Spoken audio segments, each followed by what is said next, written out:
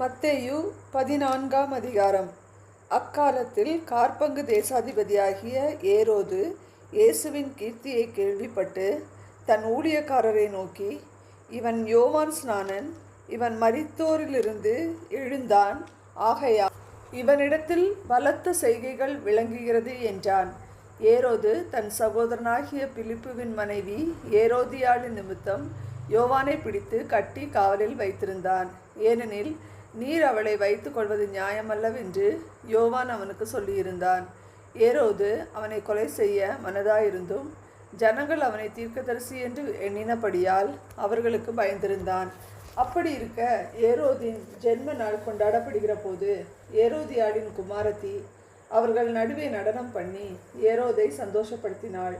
அது நிமித்தம் அவன், நீ எதை கேட்டாலும் தருவேன் என்று அவளுக்கு ஆணையிட்டு வாக்கு கொடுத்தான். அவள் தன் தாயினால் ஏவப்பட்டபடியே யோவான் ஸ்நானனுடைய தலையை இங்கே ஒரு தாளத்திலே எனக்கு தாரும் என்று கேட்டாள். ராஜா துக்கமடைந்தான். ஆகிலும் ஆணையின் நிமித்தமும் பந்தியில் கூட இருந்தவர்களின் நிமித்தமும் அதை கொடுக்க கட்டளையிட்டு ஆள் அனுப்பி காவற்கூடத்திலே யோவானை சிரச்சேதம் பண்ணிவித்தான். அவனுடைய சிரசை ஒரு தாளத்திலே கொண்டு வந்து சிறு பெண்ணுக்கு கொடுத்தார்கள். அவள் அதை தன் தாயினிடத்தில் கொண்டு போனாள். அவனுடைய சீஷர்கள் வந்து உடலை எடுத்து அடக்கம் பண்ணி பின்பு போய் அந்த சங்கதியை இயேசுவுக்கு அறிவித்தார்கள். இயேசு அதை கேட்டு அவ்விடம் விட்டு படவிலேறி வனாந்திரமான ஓர் இடத்துக்கு தனியே போனார். ஜனங்கள் அதை கேள்விப்பட்டு பட்டணங்களிலிருந்து கால்நடையாய் அவரிடத்திற்கு போனார்கள். இயேசு வந்து திரளான ஜனங்களை கண்டு அவர்கள் மேல் மனதுருகி அவர்களில் வியாதியஸ்தர்களாய் இருந்தவர்களை சொஸ்தமாக்கினார். சாயங்காலமான போது அவருடைய சீஷர்கள் அவரிடத்தில் வந்து, இது வனாந்திரமான இடம், நேரமும் ஆயிற்று, ஜனங்கள் கிராமங்களுக்கு போய் தங்களுக்கு போஜன பதார்த்தங்களை கொள்ளும்படி அவர்களை அனுப்பிவிட வேண்டும் என்றார்கள். இயேசு அவர்களை நோக்கி, அவர்கள் போக வேண்டுவதில்லை, நீங்களே அவர்களுக்கு போஜனம் கொடுங்கள் என்றார்.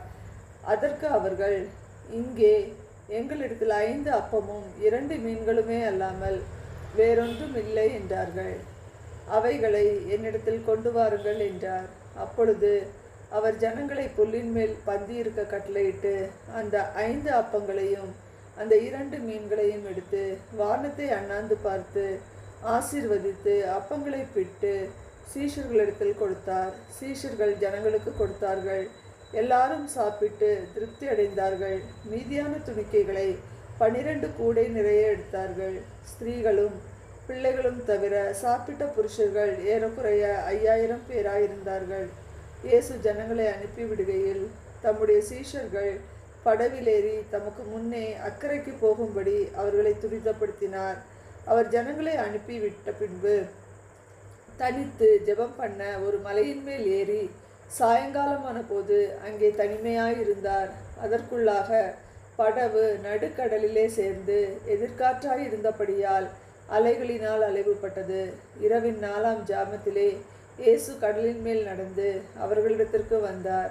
அவர் கடலின் மேல் நடக்கிறதை சீஷர்கள் கண்டு கலக்கமடைந்து ஆவேசம் என்று சொல்லி பயத்தினால் அலறினார்கள்.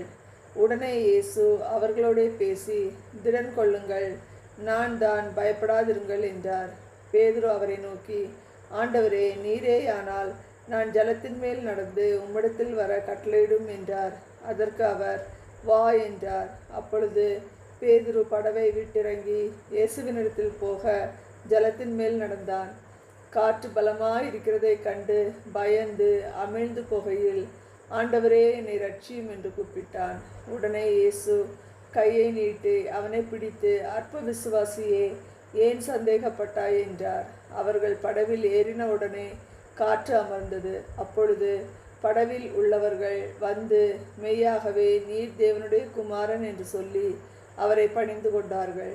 பின்பு அவர்கள் கடலை கடந்து கெனசரேத்து என்னும் நாட்டில் வந்தார்கள். அவ்விடத்து மனுஷர் அவரை இன்னார் என்று அறிந்து சுற்றுப்புறம் எங்கும் செய்தி அனுப்பி பிணியாளிகள் எல்லாரையும் அவரிடத்தில் கொண்டு வந்து அவருடைய வஸ்திரத்தின் ஓரத்தை ஆகிலும் அவர்கள் தொடும்படி உத்தரவாக வேண்டும் என்று அவரை வேண்டிக் கொண்டார்கள். தொட்ட யாவரும் சுஸ்தமானார்கள்.